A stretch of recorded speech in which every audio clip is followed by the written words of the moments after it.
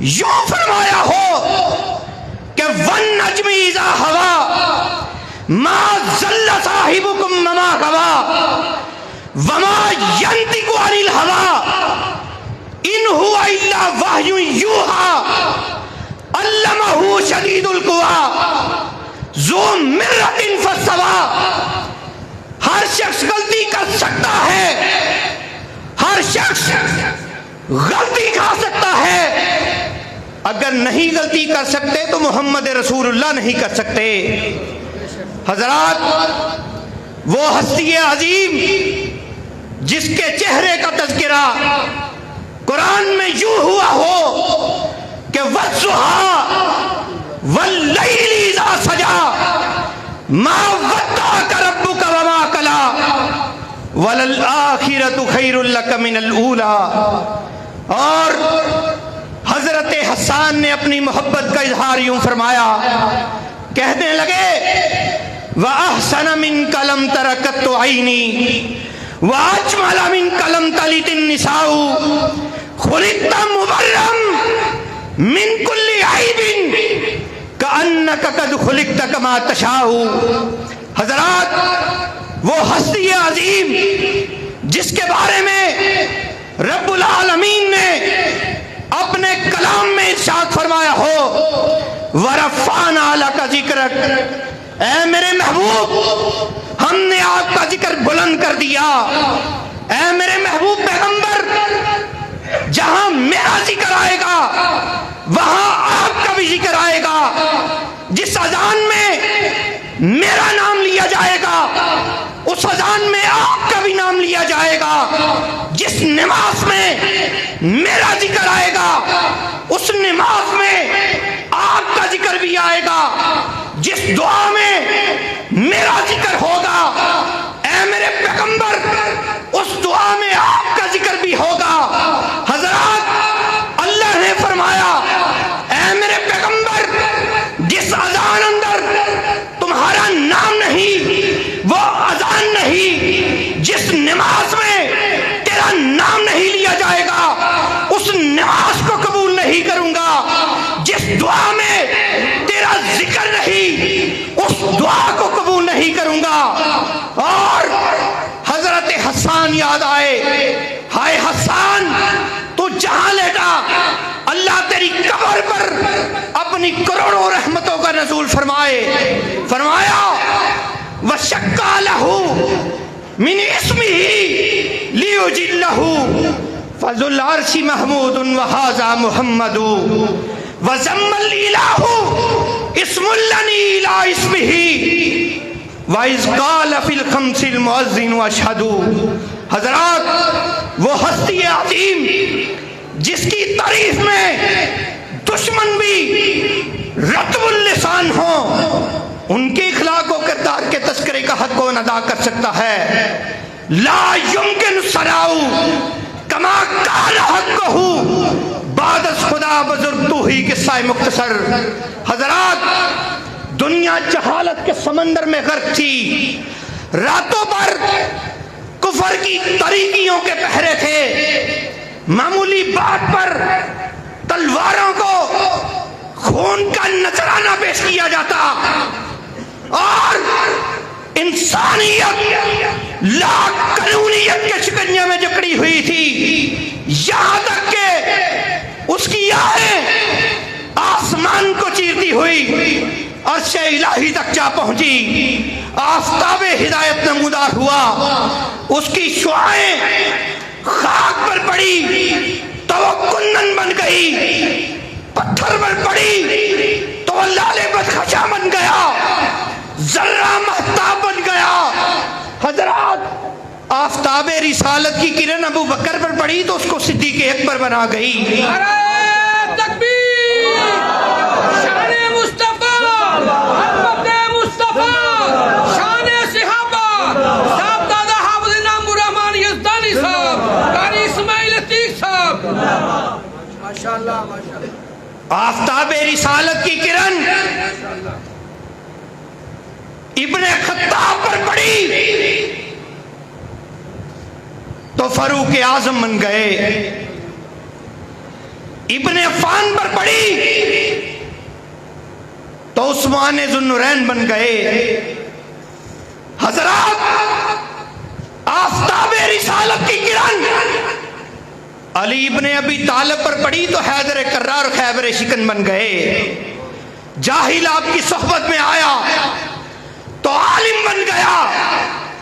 ابو ہریرہ آپ کی صحبت میں آئے تو محدث زمان بن گئے. حضرات آفتاب رسالت کی کرن عبداللہ ابن عباس پر پڑی تو مفسر قرآن بن گئے. امیر معاویہ پر پڑی تو کاتب وحی بن گئے. بلال پر پڑی تو مؤذن مصطفیٰ بن گئے. جاہل آپ کی صحبت میں آیا تو عالم بن گیا. رہزن رہبر بن گئے. 70 بچیوں کا قاتل آپ کی صحبت میں آیا تو اللہ کی جنت کا حقدار بن گیا. حضرات آج انسانیت پھر داغ داغ ہے. امن و سکون خاکستر ہو چکا. آج جہالت للکار رہی ہے, باطل فنکار رہا ہے. اور کتنی بدقسمتی کی بات ہے کہ آج ہم تاریخ کے بدترین دور سے گزر رہے. جہالت کی بات تو یہ ہے کہ اسلامی جمہوریہ پاکستان کا وزیر اعظم UN کے پلیٹ فارم پہ قرآن حکیم کی آیات کو غلط تلاوت کر رہا. اس سے بڑی بدقسمتی کی اور کیا بات ہے؟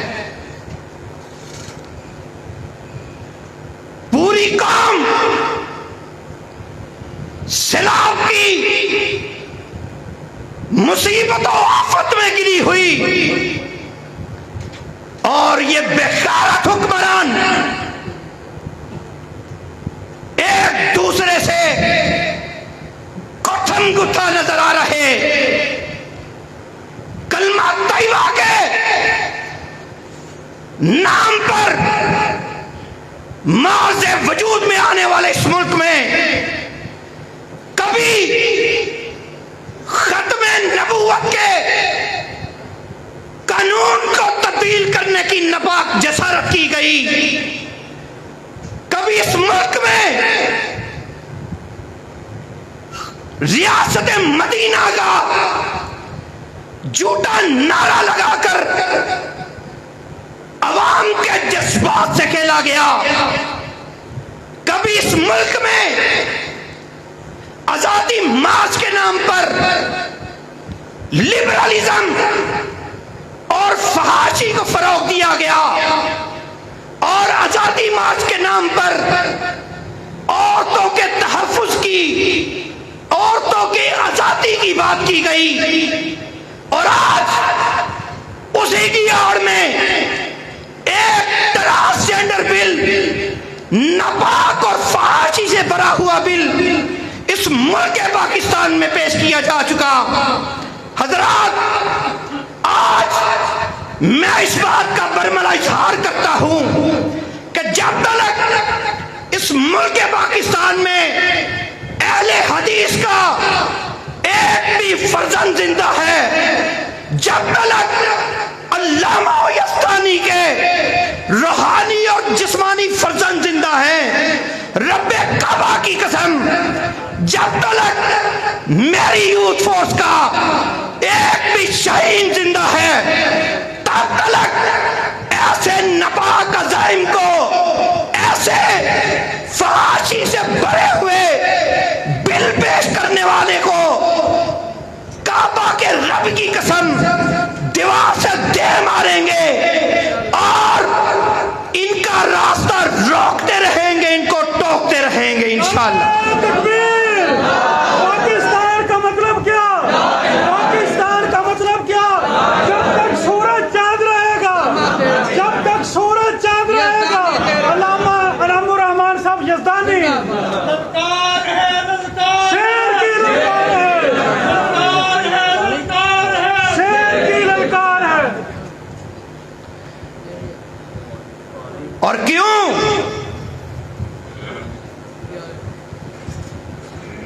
نے ہر دور میں تقدیس رسالت کے لیے وقت کی تیز ہواؤں سے بغاوت کی ہے، چھوڑ کر سلسلہ رسم سیاست کا فسوں فقط ایک نام محمد سے محبت کی ہے۔ اہل حدیثوں اٹھو، آؤ اپنے کردار و عمل کو سیرت مصطفیٰ کی شمع سے روشن کرو۔ جس طرح صحابہ کرام رضوان اللہ علیہم اجمعین نے اور میرے اکابرین نے اپنی جانوں کا نذرانہ پیش کر دیا، لیکن آقا کی حدیث پہ آنچ کو نہ آنے دیا۔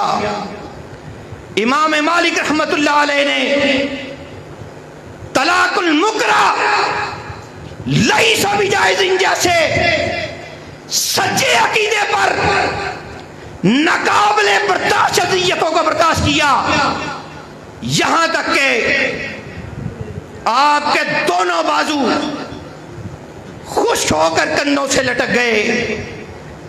حضرات، امام احمد بن حنبل رحمت اللہ علیہ نے القرآن لیس بمخلوق جیسے سچے عقیدے پر ناقابل برداشت اذیتوں کو برداشت کیا، اپنے جسم پر کوڑے برداشت کر لیے، لیکن حکمران کے آگے جھکنا گوارا نہ کیا۔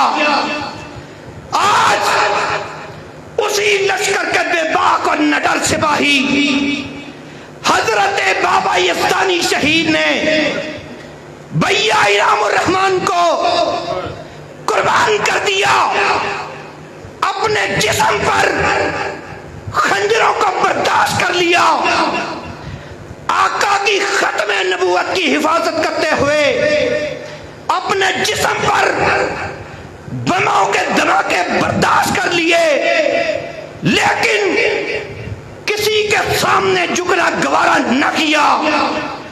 اور حضرت علامہ شہید نے صعوبتوں کو برداشت کیا، اور 23 مارچ 1987 کو قلعہ لکشمن سنگھ میں جام شہادت کو نوش کر لیا۔ آج میں کہتا ہوں، اولئک آبائی فجئنی بمثلہم اذا جمعتنا یا جریر الجامع۔ آج انہی کا فرزند، انہی کا بیٹا اس بات کا برملا اظہار کرنے کے لیے آیا ہوں کہ جب تک منہ میں زبان رہے گی، جب تک منہ میں زبان رہے گی، تب تک ایسے عناصر کا مقابلہ کرتے رہیں گے۔ بولو کرو گے؟ شہید اسلام علامہ احسان علی دہی، شہید اسلام علامہ حبیب الرحمان یزدانی، جان نشین علامہ حبیب الرحمان یزدانی، جان نشین علامہ حبیب الرحمان یزدانی۔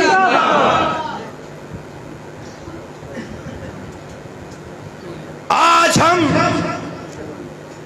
انہی کے نقش قدم پر چلتے ہوئے اس بات کا برملا اظہار کرتے ہیں کہ جب تک زندہ ہیں انشاءاللہ کتاب و سنت کا جھنڈا بلند کرتے رہیں گے۔ بولو کرو گے؟ ساتھ دو گے؟ کٹنے کے لیے تیار ہو؟ وہ اور ہوں گے جو چھین لیتے ہیں گلوں کا شباب۔ ہم نے گلشن کے تحفظ کی قسم کھائی ہے۔ وآخر دعوانا الحمدللہ۔